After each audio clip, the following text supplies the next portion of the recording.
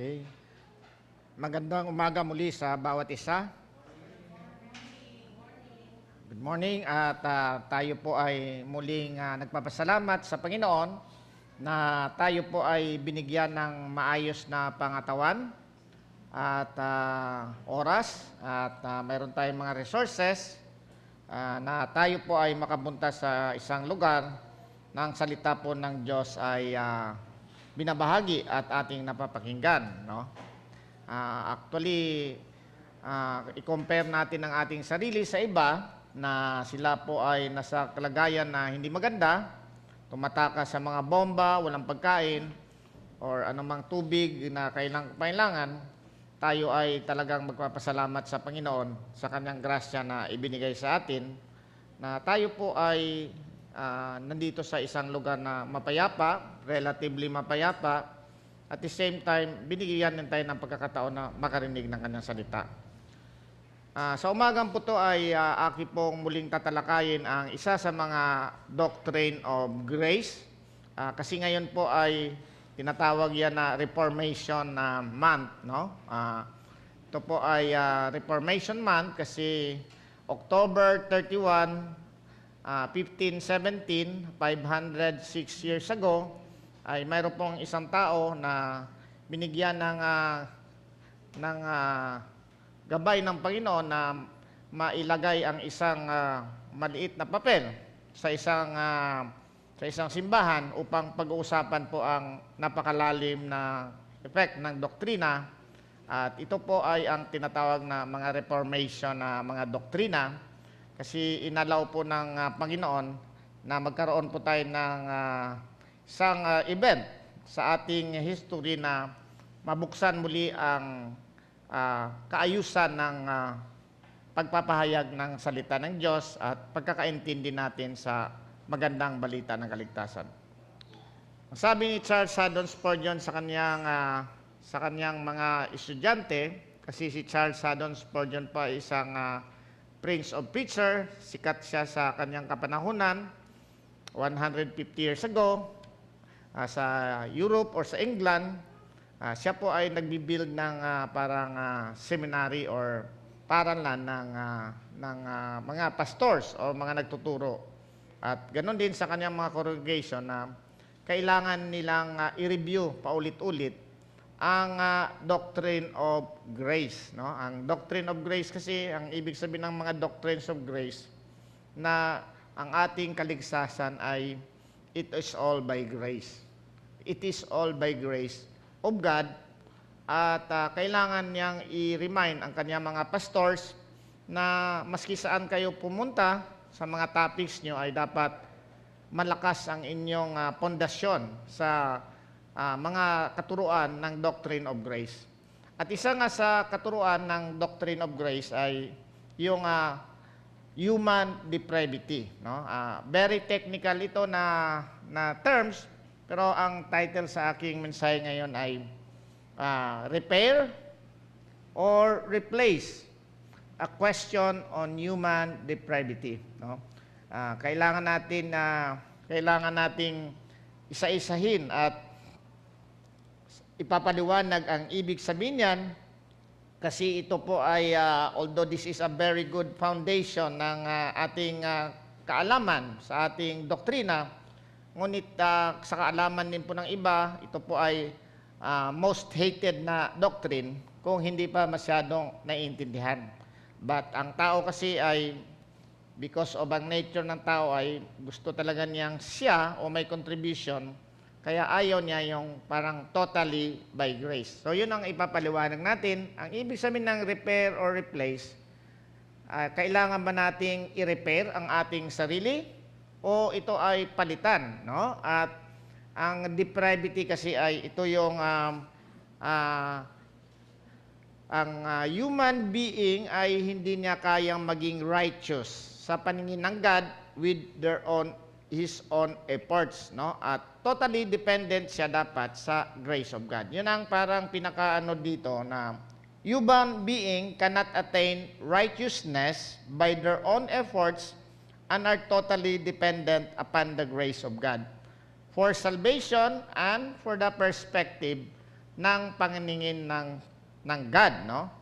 Minsan tayong mga Pilipino, pag nag-translate tayo dito sa human depravity ay medyo may masama kaagad na connotation. Kasi ang ibig sabihin nito ay makasalanan at talagang total depravity ay ganap na makasalanan. So ang unang pumapasok sa tao, ang isip niya, hindi naman ako masama at hindi naman ako mamamatay tao. Kaya ang unang impression ay marireject mo kaagad ang katuruan ito. Pero pag binasa mo ang Bible, halos pag nabuksan ang iyong spiritual na pag-iisip, halos makita mo ang mga verses na mag-illuminate sa iyo na we are totally depraved or tayo ay talagang walang kakayahan na maligtas sa ating sarili. At ang ipapaliwanag ko ngayon ay itong meaning nito. Pangalawa, titingnan natin ito kung ito ay biblical at ano yung mga connotation dito or sa implication sa ating mga buhay. Bago ko basahin ang ating springboard na mga verses, alam po natin ang mundo ngayon ay napakagulo, no? At even doon sa Middle East, lalo na sa area ng Israel at saka sa Gaza, sila po ay nag-away-away muli at marami pong naapektuhan ng mga tao. Mayroon pong isang in-interview na isang member ng One for Israel. Itong One for Israel ay isang organization ito na mga Messianic Jews sila. Ang ibig sabihin ng Messianic Jews, sila ay mga Hudyo, ngunit naniniwala na sila na si Jesus Christ ang Messiah, kaya sila ay Messianic Jews. Ayaw nilang matawag na Christian kasi sa Hudyo kasi mayroong masama kaagad na connotation ang mga Christian dahil ang kanilang pagka-orient ay pinapatay yung mga Hudyo ng mga Kristiyano. So itong Messianic Jew na to ay in-interview siya. Ang tanong ng interviewer sa kanya ay, sa tingin mo, ano ang solusyon ng kapayapaan sa mundo, lalo na dyan sa Middle East kasi nagigira-gira kayo? Sabi niya, walang solusyon yan hanggang dumating ang Prince of Peace. At yan ay si Jesus Christ. Kaya ang solusyon dyan, kailangan nating ituro sa bawat isang mga tao kung sino si Jesus Christ. Kasi siya yung solusyon ng napakalaking problema ng mundo. At ang napakalaking problema ng mundo ay sin or kasalanan. Yun ang napakalaking problema ng mundo kasi hindi lang yan na virus na katulad ng COVID na naapektuhan ng ating temporal na kalagayan, ngunit meron din po yan temporal, legal on the judicial court of God, and spiritual na epekto sa ating buhay. So yun po ang ating pag-uusapan ngayon sa umagang ito, and I hope and pray na ang inyong mga puso po ay lalo na sa iba't siguro manonood in the future dito sa aking salita na pakinggan muna natin ang mga nakasulat sa Biblia bago tayo mag-judge. Either you reject or you hate this doctrine or you love this doctrine. Kasi this doctrine is very foundational. Ang ibig sabihin ng foundational ay kung sa building pa yan, yun yung pinakamalakas na pundasyon na pwede mong itayo lahat ng mga doktrina mo. Ang sabi ko nga, pag ang doktrina mo ay hindi ayon dito, kunti lang ang maisusulat mong mga libro kung ikaw ay author ng mga books. Kasi sa mga susunod mga na books ay kung hindi ka naniniwala dito sa total depravity or human depravity ay magkaroon ka ng something like a conflict on your doctrine ang iyong pagkakaunawa ng salita ng Diyos. Kaya nga, palaging sinasabi ni Charles Haddon Spurgeon na kailangan yung ipag-aralan ito kasi ito yung pundasyon ng inyong mga doctrine at hindi kayo pakontra-kontra sa inyong mga salita. So, sa umagang po ito ay gagamitin po natin ang verses na ginamit ni Paul sa taga-Roma, no? At ito po ay matatagpuan sa Romans chapter 5 at babasahin po natin ay 12 to 21. At bilang bagalang ng salita ng Diyos, tayong lahat ay tumayo. Buksan natin ang ating mga Biblia sa Romans chapter 5, verse 12 to 21. At ito ang aking babasahin ay the New King James Version. Verse 12, therefore, just as through one man sin entered the world, and death through sin, and thus death spread to all men, because all sin. For until the law, sin was in the world, but sin is not imputed when there is no law.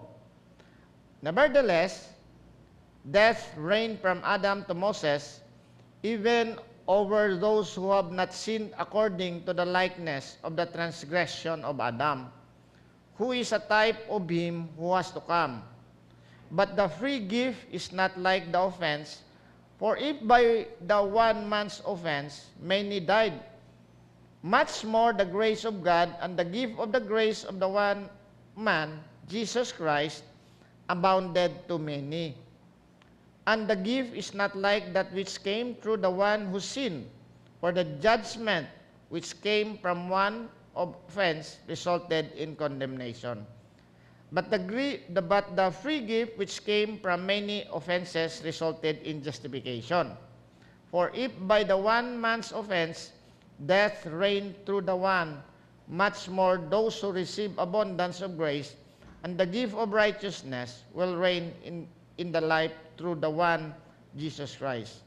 Therefore, as through one man's offense judgment came to all men, resulting in condemnation, even so through one man's righteous act, the free gift came to all men, resulting in justification of life. For as by one man's disobedience many were made sinners, so also by one man's obedience many will be made righteous.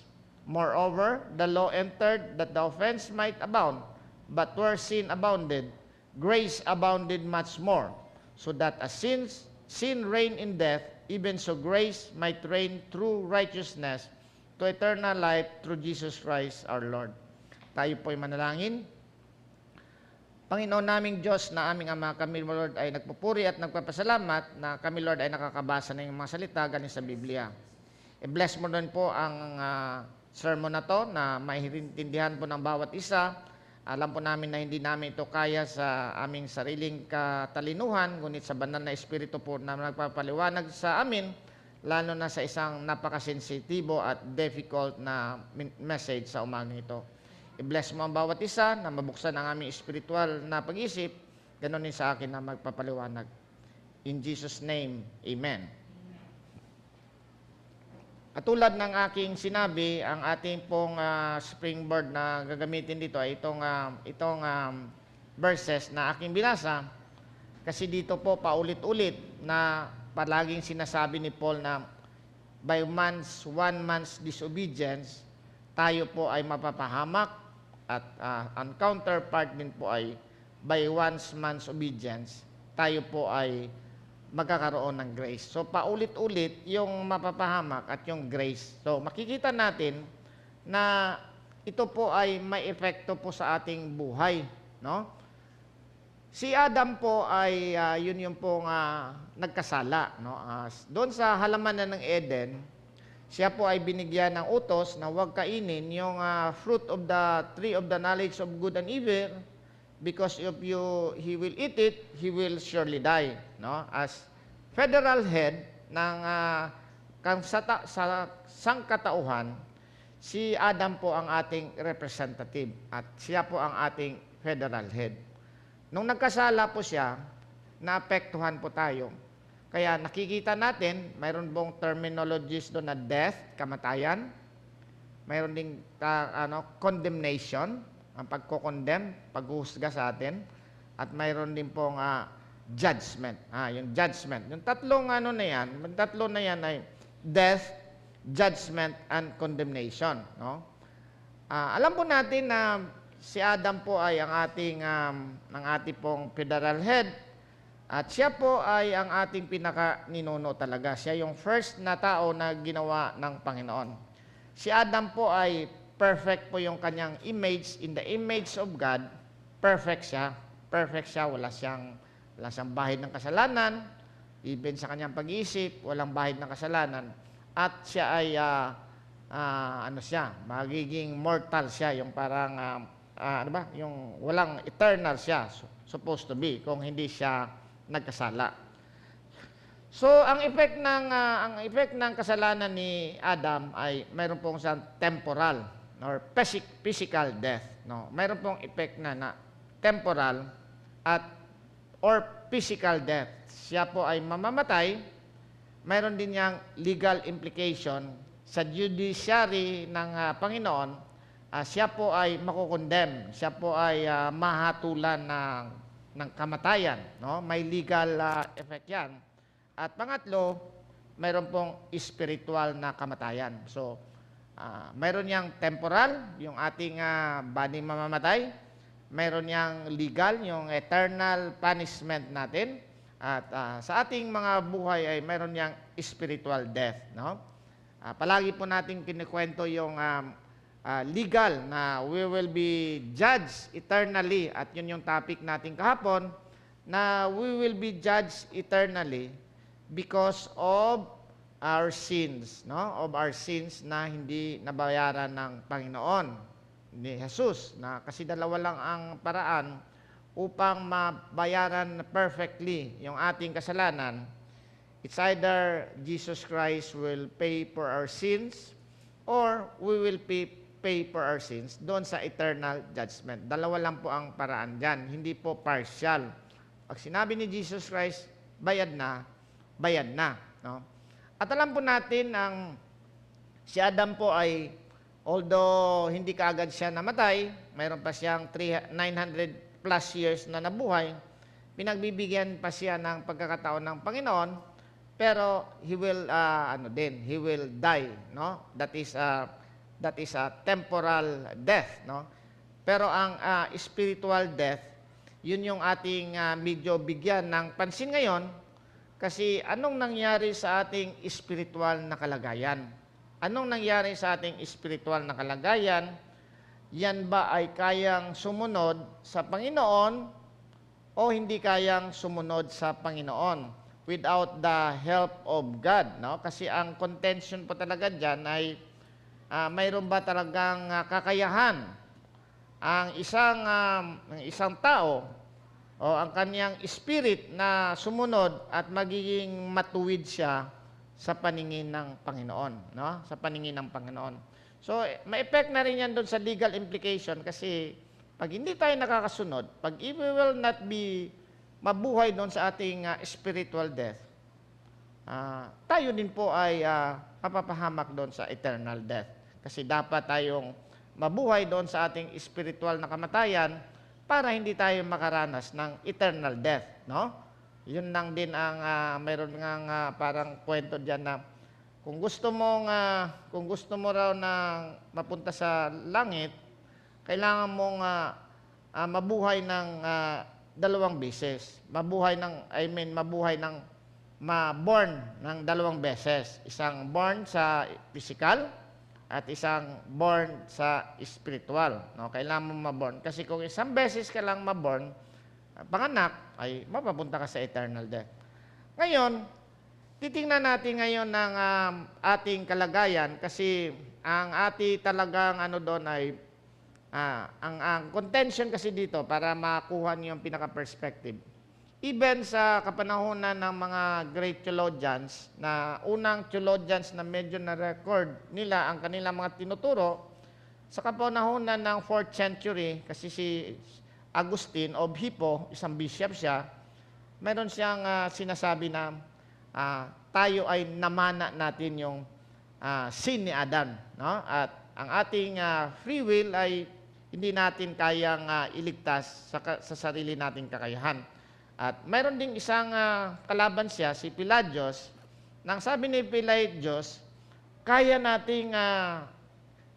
kaya nating sumunod. Kaya nating sumunod sa Panginoon sa na walang tulong ng grace, no? At yun ang debate nila nung kapanahon na ng 4th century.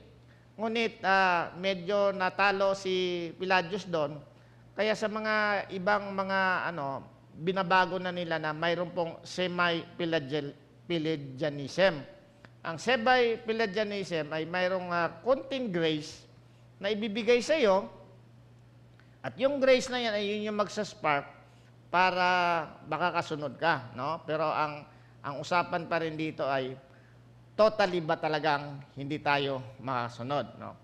So, pag-uusapan po natin dito ay yung perspective ng God, kasi magkakamali tayo dito kung ang ating perspective ay makakasunod ba tayo sa Panginoon, no? Makakagawa ba tayo ng mabuti? Kasi nung kaagad ang hindi kayo makakagawa ng mabuti.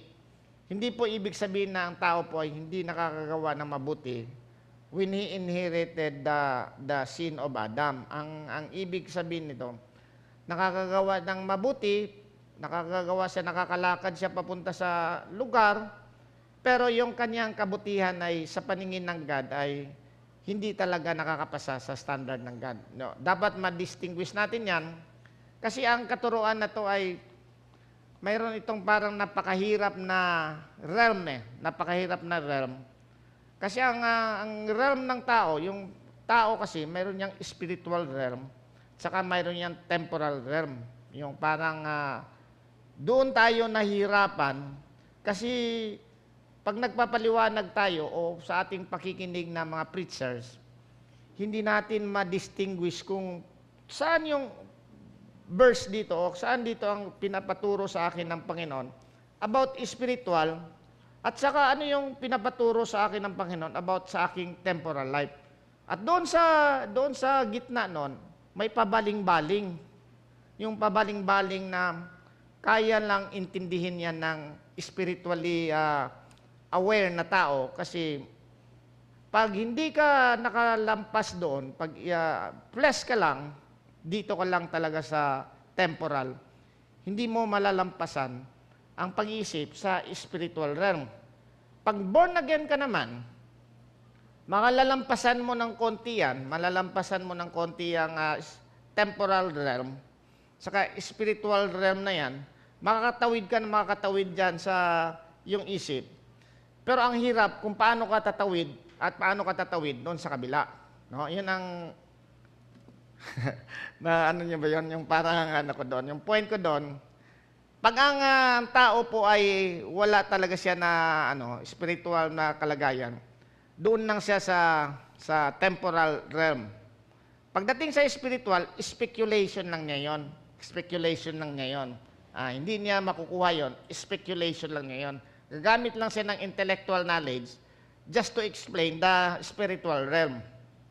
At marami ding naluloko doon o na dideceive, kasi yung mga pinapaliwanag din naman ay hanggang doon lang din sila sa temporal realm. Pero kung ikaw ay nandun na sa spiritual realm, masiswing-swing mo yung isip mo. Pero ang problema ngayon, paano mo masiswing-swing yung isip mo doon? Kasi pag bibigyan ka ng verse, akala mo para dito sa temporal yan, pero yun pala ay para doon sa spiritual pala yan. Halimbawa po, classic explanation po. Good works. Pag nandun ka lang sa spiritual, pag nandun ka lang sa temporal realm, ang paningin mo ng good works lang talaga yan. Parang pag hindi ka maliligtas sa iyong good works, ang isipin mo kaagad na grabe naman yan, naggugusto ko maglingkod sa iyo. Logically, dapat mo akong matuwa ka sa akin kasi magtatrabaho ako. Pero hindi mo makita ang spiritual realm na ang God is very holy, na hindi ka papasa doon. Ngayon, pag nakaswing-swing ka na doon, kung born again ka na, makakaswing-swing ka na doon. Kailangan pala ang ganal pala na Diyos ay banal, holy. Walang makakapasa sa aking mga gagawa. So pagpasok ko doon, hindi ako magdadala ng good works. Ang gagawin ko, yung blessing ng Panginoon na ginawa niyang good works. Pero paglipat ko dito sa temporal realm, dapat gagawa ako ng good works. So, malilito na yung mga tao ngayon, ano ba talaga kayo? Good works ba talaga kayo o not good works? Kasi wala pang ang swinging of ano yan. So ngayon, papakita natin ang temporal na kalagayan nitong ano na to, depravity na to. By observation. Ang ibig sabihin ng observation, titingnan natin mag-o-observe tayo. Ang unang observation na makikita natin yung bata, no? Yung bata kasi kailangan na makikita natin anong ginagawa ng bata. Ito ba ay mabait ba to na bata o hindi to mabait na bata? Siyempre ang bata sa tingin ay mabait niya na bata, pero sa spiritual na realm, hindi yan siya mabait na bata kasi makikitaan mo siya ng selfish, nag-aaway, yung mga ating Sunday school teachers. Ayaw ko kung makakaano kayo doon, makakastan kayo sa kanilang init ng pag-aaway doon ng mga bata. Kasi natural na mga bata yan na mag-away sila. At walang bata doon na iniwan mo at pagbalik mo ay nag-conference sila na magpakabait tayo dito ha. Walang ganun. Lahat ng bata doon ay selfish yan. Mayroon lang konting exemption ng mga bata, pero ang mga bata yan, nagsisinungaling yan. O, sinong nauna sa inyo? Ma'am, siya po ma'am. O, siya po ma'am. Diba? Maski huling-huli mo na siya, ay hindi pa yan namin. So, in terms of observation natin sa mga bata, hindi mo sila tuturuan gumawa ng masama, they will do bad things. Na wala bang pinag-uusapan doon na spiritual. Ano pa lang 'yon? Temporal pa lang 'yon. How much more kung pag-usapan mo na yung spiritual, no? Ngayon, pangalawang case ay yung kasamaan ng tao. Dati, hindi masyadong masama ang tao kasi walang social media. Pero ngayon, alam mo na kaagad na masama yung tao. Pag nagyera sa Afghanistan nung grade 6 tayo, or matagal na yun sa amin sa inyo, bago pa kayo. Hindi mo malalaman may giyera doon. Kasi unang-una, wala ka naman pakialam kung may giyera doon. Pangalawa, wala ka naman pambili ng dyaryo. Pangatlo, yung mga journalist, ay hindi naman nila sinusulat yung world affairs, yung mga nangyayari doon. So wala kang alam na may gira pala doon. Mag-gira pala doon. Hindi natin alam na may gira pala doon. Ganon din sa sinasabi dito na yung kasalanan dito, nevertheless, death reigned from Adam to Moses, even those who have not sinned accordingly. Ang ibig sabihin dito na pag wala pa yung batas, mayroon na talagang kasalanan. Ang point dito ng writer na mayroon ng kasalanan from Adam to Moses. Pero hindi pa na alam ng tao na may kasalanan pala sila kasi wala pa namang batas at walang nag-i-illuminate sa kanila na, ito yung batas, nagkaka-transgress kayo. So, ganun din sa atin, akala natin doon, mapayapa yung mga lugar na pero giyera na pala yan doon. Hindi natin alam, noong 1947, 1967, wala naman tayong pakialam doon. No? May giyera na pala doon. Grabe ang giyera doon. Maraming pinatay, maraming nadi-displace na tao, maraming binomba, no? At hindi natin alam kasi wala tayong social media, wala mga ganon din dito, wala ding reflection o wala ding mga batas na ibinigay kasi ang batas nga na ibinigay kay Moses sa kapanahonan pa yung klarong batas. Yung batas kasi nung kapanahonan ni Adam, parang konsyensya lang, isinulat lang sa kanilang puso. Mayroon silang some sort of, I think ko, nagbabiolate ako. Mayroon silang ganong paraan na pagdidetect ng kasalanan. Pero dito po sa ano dito ay hindi nila madidetect. Kaya kay Moses, dumami yung kasalanan nila. Ba't dumami? Kasi nadidetect na nila ang mga kasalanan. The same time din yan sa atin na hindi natin alam na napakasama pala yung mga ganon, terorista, etc. Pero ang point natin dito, maraming masasamang tao na even noon, ang connotation, ang pag-iisip natin, wala pong nanay na papatay niya yung anak. Di ba? Hindi natin, wala sa ating radar yan na yung nanay ay kaya niyang patayin yung anak. Yung, ang ating sa mga babae, hindi niya kaya. Maski nga anak siguro ng kapitbahay mo, pag babae ka raw, hindi mo kayang patayin yung anak. Pero ngayon daw, mayroong isang nagpapatotoo na ang isang umatake kanila ay babae. At pinagpapatay yung mga babies, no? According to them, no? Pinagpapatay. Pero hindi niya masabi niya sa pag-explain. Hindi ko malaman na yung nanay na yun, may anak naman siguro yun, kaya niyang pumatay ng bata. So, sa observation pa lang, alam po natin na ang tao po ay hindi talaga siya nakakagawa ng mga bagay na na mga mabubuti sa according to the righteousness of God. Pangatlong observation po. Ito, detect natin yan. Pag nagsishare tayo ng gospel, no? Anong purpose ng gospel? Ang purpose ng gospel, bibigyan tayo ng ilaw sa ating landas, no? Ililigtas tayo, ipapardon yung ating mga kasalanan. Napakasarap nung pagpapardon ng kasalanan, di ba?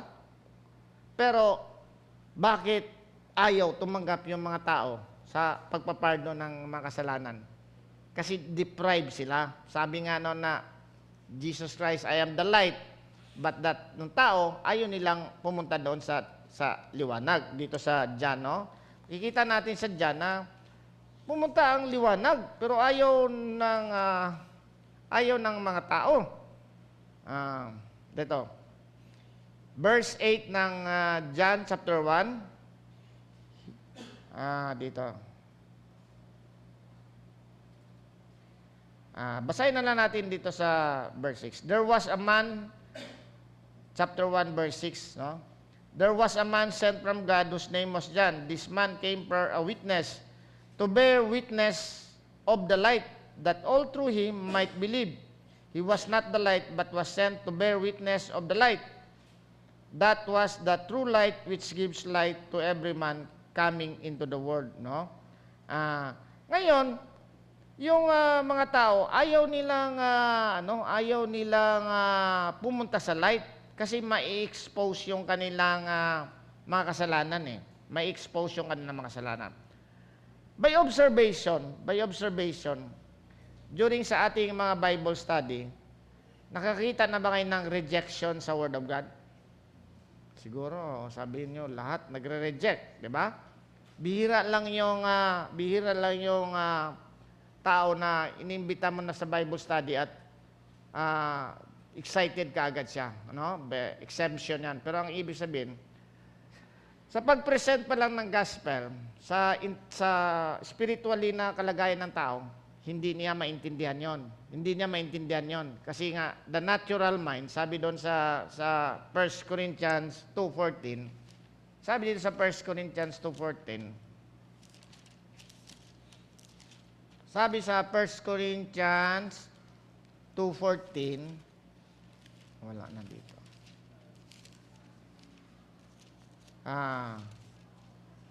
Sabi dito, 14 ng 1 Corinthians 2:14.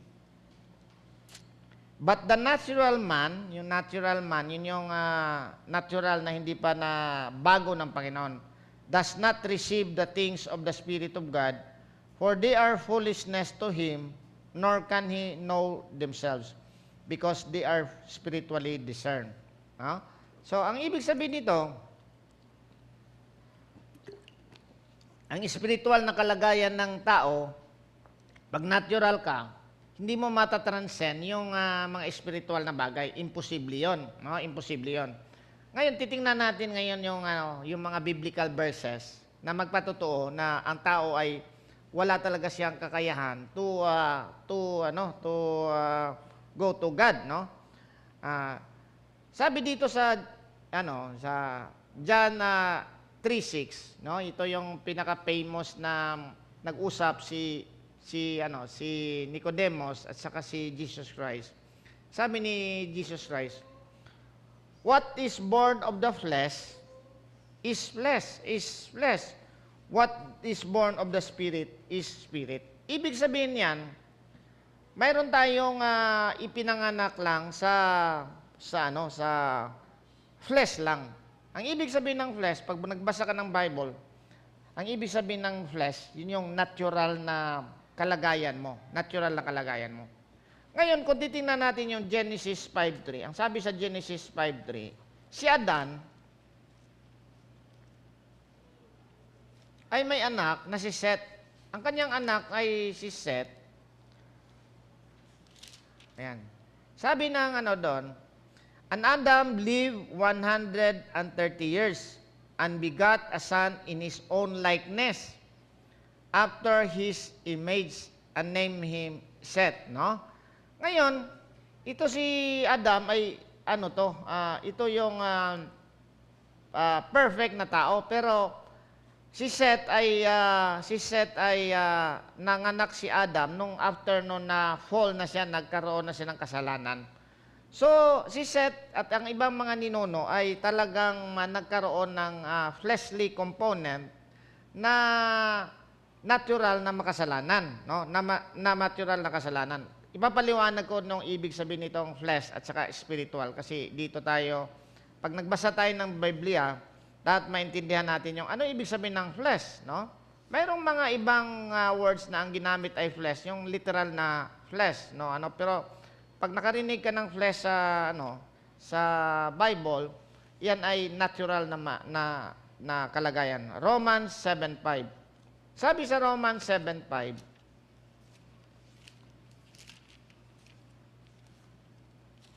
kasi gusto natin ipapaliwanag, anong ibig sabihin nito ng flesh, no?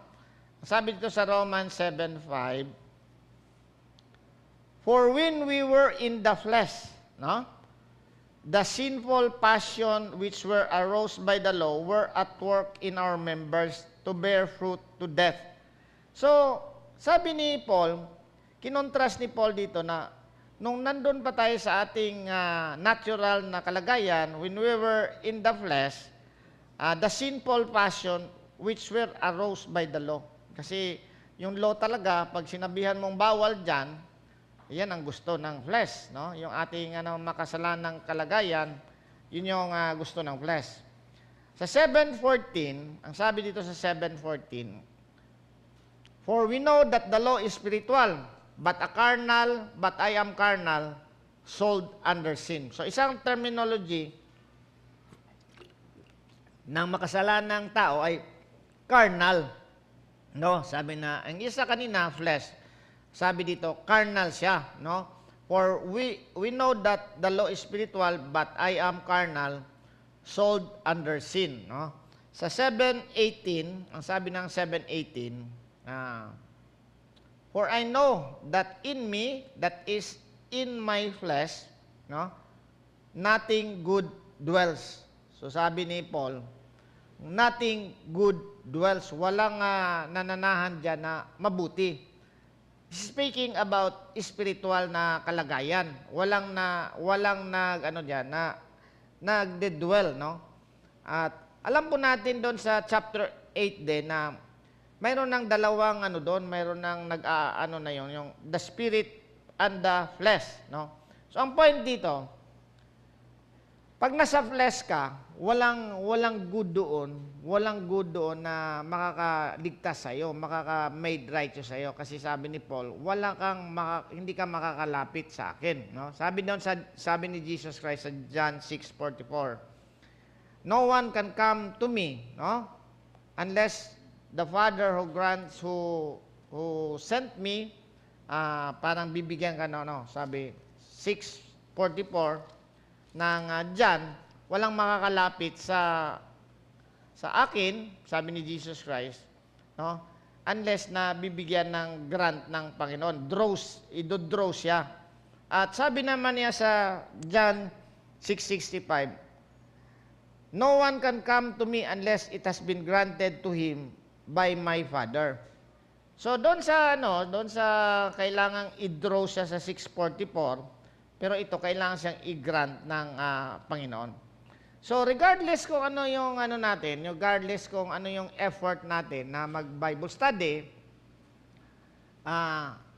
walang makakapunta sa kanya, walang maniniwala kay Jesus Christ unless na bubuksan ng Panginoon yung nung kanyang pag-iisip. Ngayon, kailangan natin makita yung mga verses, marami pa mga verses nandiyan din sa ating statements of faith, na maraming mga verses na ang ating katawan, ang ating puso ay deceitful, no? And wicked yan, no? Sa Jeremiah 17 verse 9, the heart is deceitful and desperately wicked. Tapos doon sa Psalms 51 verse 5, sabi ni David, behold, I was brought forth in iniquity, and in sins my mother conceived me. So, ang tao po ay talagang sa simula pa lang makasalanan. Pero dito natin ididiin, kasi dito natin makikita sa Romans 3:10 to 18. Kasi ito yung makikita natin sa Romans 3:10 to 18, na mahirap i-explain ito. It's either tatanggapin mo to or hindi mo tatanggapin. No? Or hahanap ka ng ng ibang interpretation kung against ka dito sa doktrina na to. Ang sabi dito sa simulan ng 9, what then? Are we better than they? Not at all. For we have previously charged both Jews and Greek that they are all under sin. As it is written, ang ibig sabihin ng as it is written, Paul is parang nag-consolidate siya ng mga verses doon sa Old Testament, kasi kabisado ni Paul ang mga verses ng Old Testament, at ang kanyang mga audience dito ay Jews, na kailangan niyang ipapaliwanag na sa Old Testament na verses ay nandun din yan. Sabi ni Paul, as it is written, verse 10, there is none righteous, no, not one.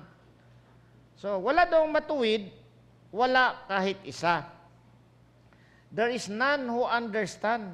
There is none who seeks after God. They have all turned aside. They have together become unprofitable.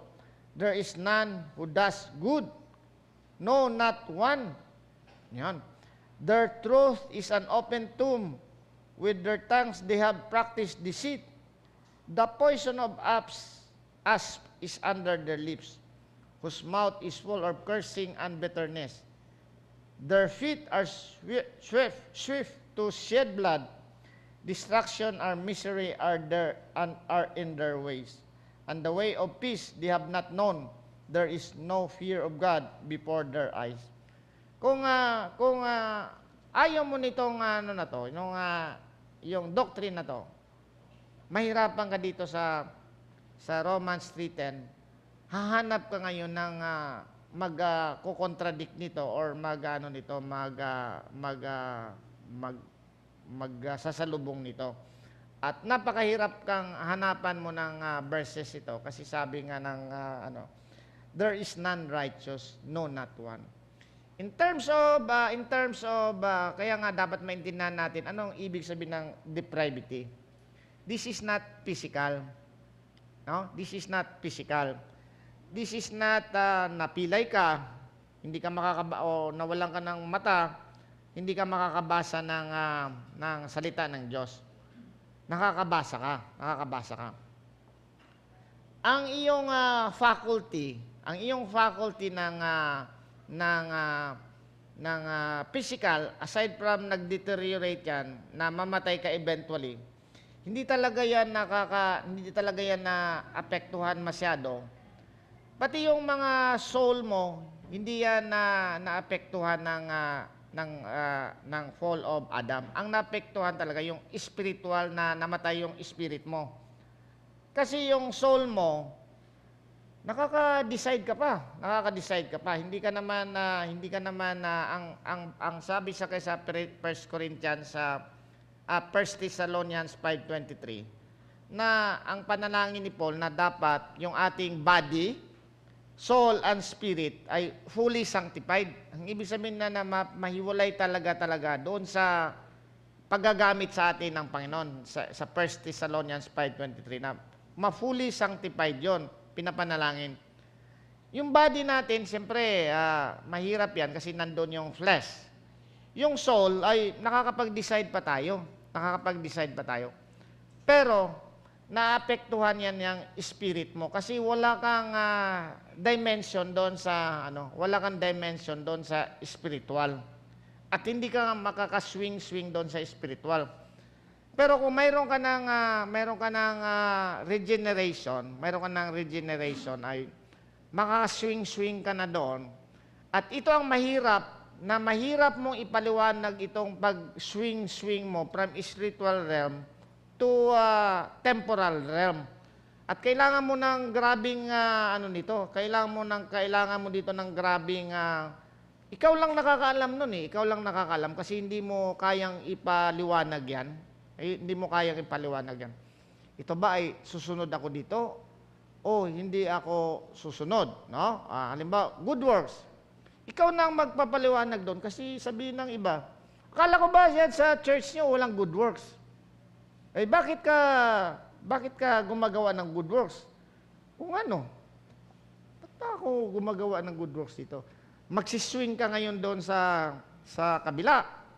Sabihin mo, paano mabubuhay yung church namin kung walang nagbibigay ng pera dyan? Paano pambayad namin ng electricity? Kasi sasabihin sa iyo, akala ko ba walang good works yan? Ba't kayo nagbibigay pa ng pera dyan? Bakit nagbuboluntaryo pa kayo dyan? So, pag medyo ka pa rin, yung temporal ka pa, madadala ka ng preacher na yon. Madadala ka. O mali yung church na yan. Dapat may good works talaga. Hindi pinag-uusapan doon yung good works na makakapasok doon sa entry mo sa God, di ba? Entry mo sa God. Ngayon, pupunta tayo ngayon sa pangatlong aspeto na kung talagang buhay ang ating spiritual na life, kung talagang buhay yung ating spiritual life na hindi natin kailangan ng tao, bakit pa pinadala si Jesus Christ into this world? No? Alam po natin, kung kaya pala nating iligtas ang ating sarili, bakit pa ipapadala nung Diyos Ama, ang kanyang bugtong na anak, upang iligtas tayo. Kaya nyo palang iligtas yung sarili nyo eh. Hindi pala kayo totally deprived, di ba? Kaya nyo pala, magsikap na lang kayo dyan. Bahala na kayo sa inyong dyan, magsikap na kayo. Hindi ko na ipapadala si Jesus Christ. The other evidence na totoong deprived tayo, na hindi natin kaya yan, pinadala niya si Jesus Christ. Pinadala niya si Jesus Christ upang bayaran yung ating mga kasalanan. That is, again, spiritual. Pero pag ang pag-isip mo, temporal, hindi ko na kailangan niya si Jesus Christ. Huwag na natin pag-usapan niya si Jesus Christ. Ang na lang doon ay tayo na lang. No? Ang sabi nga ng mayroon akong pinas sa inyo na isang tao, sabi niya, do you think, anong masasabi mo na sinabi na Jesus Christ is the only way? Naniniwala ka ba na maraming way? Sabi na, it may, this is not a disrespect to other religion, but my belief, ang tinuturo sa Bible, Jesus Christ is the way, the truth, and the light.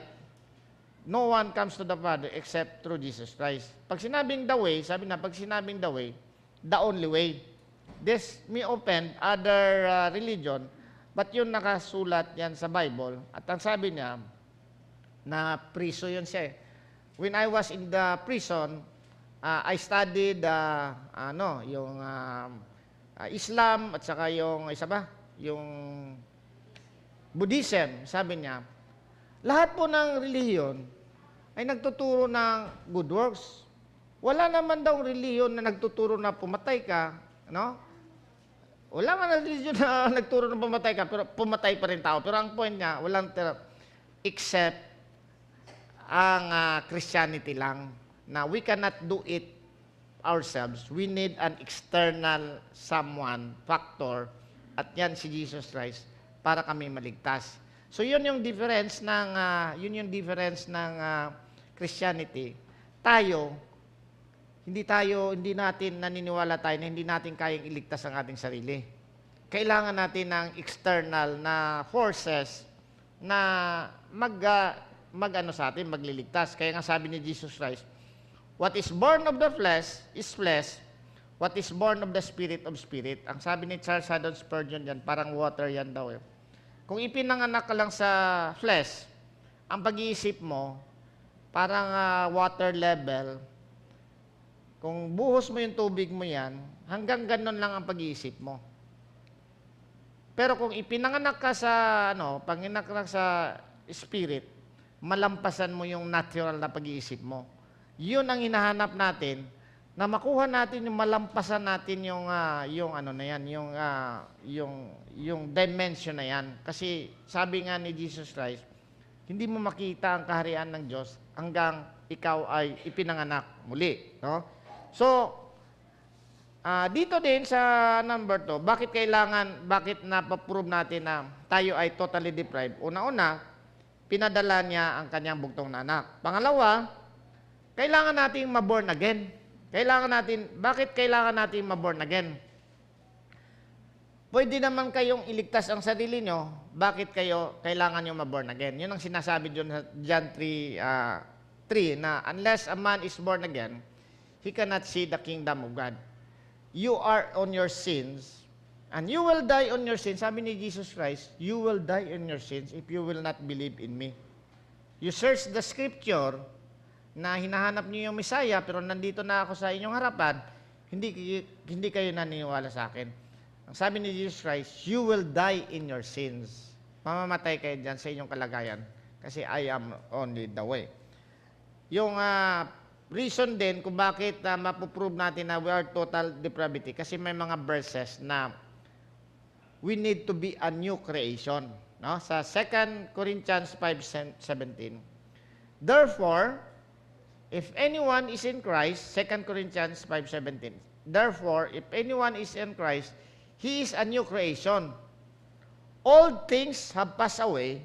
Behold, all things have become new.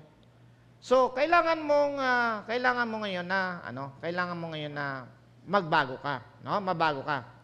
Doon sa Ephesians 2:10, for we are God's workmanship. We are God's works, created in Christ Jesus for good works, which God prepared beforehand that we should walk in them. Kailangan natin mabago tayo. Hindi tayo makakagawa, hindi tayo mabibigyan ng good works na hinanda ni Jesus Christ kung hindi tayo created in Christ Jesus. Kaya dapat natin created in Christ Jesus. Ngayon, ang tanong dito, kailangan ba talaga nating i-replace or i-repair lang? No, kailangan ba talaga nating i-replace and i-repair lang? Marami pong nadidistract at nag-aayaw dito sa dito. Hindi, i-repair lang natin. Bakit lang kailangan nating i-repair? Kasi pag sinabi mong i-replace, ibig sabihin wala kang kwenta. Wala kang kwenta, no? Hindi ka makakapasa. Ayaw ng tao niyan kasi ang tao, we present a low view of man. Kasi ang tao, ayaw niya yung wala siyang contribution eh. Pero kung sabihin natin, kailangan ka ma-replace, kailangan ka mag-replace, hindi mo kayang i-repair yung iyong sarili. No? Pangatlo, parang nakikita natin yung mga experiences doon sa mga nakikita natin. Di ba may mga good people naman? Di ba? Ganon. Kung hindi ba natin maintindihan yung requirements talaga ng God na 100%, ang ating pananaw, grabe naman yung God nyo. Kung yun ang God nyo, ayaw ko dyan sa God nyo. Ba? Bakit ayaw ko dyan? Kasi, kailangan ako maging perfect eh. Kailangan mo sundin lahat ng batas. Curse is everyone who cannot follow all that written in the law. Yan. Galatians 3:10. Curse is everyone who cannot follow all the laws written in Moses. Ibig sabihin, pag ano ka raw, hindi ka makakasunod, sumpain ka. Kaya ayaw nila sa God natin kasi masyado daw mahigpit. Ang God nila, mabait. Bakit mabait? Kasi mayroon pa kaming purgatory eh. Bigyan pa kami ng ano dun eh. Yung chance. Mabait. Ang sa inyo, harsh. Bakit harsh? Kasi isa lang kasalanan nyo, patay kagad kayo. Hindi ngayon matranscend yung spiritual to temporal kasi ang pag-iisip niya, grabe yung God nila. Isang kasalanan lang, patay ka agad. Totoo yan. Pag nag-iisip tayo ng spiritual, di ba? Totoo yan. Isang kamatayan mo lang, patay ka. Kasi spiritual realm ang pag-uusapan natin eh. Sinabi natin, pero sa pag-ano ka lang, temporal realm ka lang, di maintindihan yun. Napaka-harsh ng God na to. Isang kasalanan lang, isang kasalanan lang, mapapunta ako sa impyerno. Grabe ka-harsh na God yan. Hindi nila alam na yung God natin ay holy yan. Ganon katindi yung God natin na holy yan, na walang makakapasok sa kanyang kaharian. So kung pag-iisipan na natin temporal realms, very harsh yung God natin. Pero pag inisip natin yung spiritual realm, napakabait yung God natin. Bakit? Kasi sinabihan niya kaagad ako na hindi ako makakapasok dyan. So hindi na ako naghirap. Kumuha na lang agad ako ng passport, pasok na ako. Sino mas mabait? Mas mabait yung God natin kasi hindi na tayo pinahirapan. Sabi nga, pinahirapan, come to me or you have laden and heavy laden burden at I will give you rest. Yan ang God natin. And lastly, bakit ayaw nila dito? Kasi ayaw nga nilang i-replace yung ating sarili, no? Ayaw nating maintindihan na talagang ruin tayo. So, bilang pagtatapos po, no? Itong doctrine na to ay, kung aware kayo sa mga doctrinal na mga issues, hated ito. Hindi ito magarbo na hindi ito acceptable, hindi ito accept yan. Kaya dapat ipapaliwanag natin ng mabuti na itong doctrinal na to na depravity of man ay ito yung pundasyon na dapat nating tungtungan, na tayong lahat ay makasalanan. Tayong makasalanan. Isang kasalanan lang, hindi, usapang na to, spiritual tayong lahat ay makasalanan. Hindi natin kayang iligtas ang ating sarili. Lahat tayo, pagpababayaan tayo ng God, mapapunta tayo lahat sa impyerno. Ngayon, gusto mo bang mapapunta sa impyerno? Anong gagawin mo? Gagawa ko ng mabuti. Hindi nga yan ang usapan dyan. Kasi ang isip doon, magbabalik. Ang usapan dito, you receive Jesus Christ and your Lord and Savior, and you will be saved. Ang sabi nila, sobra naman yan. I-receive lang. Diba? Sa tingin nyo, ngayon, pag-usapan natin, Brother Carlo, dapat i-explain mo ba yung faith na yan? Simple lang na faith doon. Bakit ko pa i-explain sa inyo kung anong faith? May trabaho pa ba yung faith na yan? Tatalon pa ba ako dyan? Huwag na natin pahirapan. Hindi mo na kailangang mag-pray. Hindi mo na kailangang magpabautismo. Nakasulat. Simple lang. Believe on the Lord Jesus Christ. Transfer ka kagad doon sa spiritual. Kasi kung balik-balik pa tayo sa temporal. Pero pag nagpaliwanag ngayon tayo sa temporal, mahirapan naman tayo. Dapat yung ating faith ay may kasamang gawa. Correct. Correct yan kasi dito yan sa dito yan sa temporal hindi na dapat may evidence ka. Pero pag spiritual lang, simple lang mga kapatid sa spiritual. You have to believe that hindi mo kayang iligtas ang iyong sarili, totally deprived ka. You have to believe that Jesus Christ is truly God and truly man, nagkatawang tao, pumunta dito. You have to believe that Jesus Christ died on the cross to pay all your sins, past, present, and future. You have to believe that Jesus Christ has the perfect righteousness and it will be imputed to you. Period. Pero, pagpaliwanag tayo sa temporal, mahirap nga, no? Pero kaya kakausapin ng banal na espiritu, spiritual. Spiritual ang pagkakausap ng temporal. Mararanasan mo na lang yan na nagbago ka na if you believe on the Lord Jesus Christ at i-regenerate ka ng God. Pero ang pinakasimple talaga yan. You believe on the Lord Jesus Christ, na siya ang Diyos na nagkatawang tao, namatay siya sa krus, at binigyan ka niya ng tunay na righteousness. And you will be saved. And you will be saved, mga kapatid. Yun ang ating pong pag-iisipan na we have to, hindi na natin kailangang i-repair, replace na lang kaagad with the righteousness of God. Let us all stand.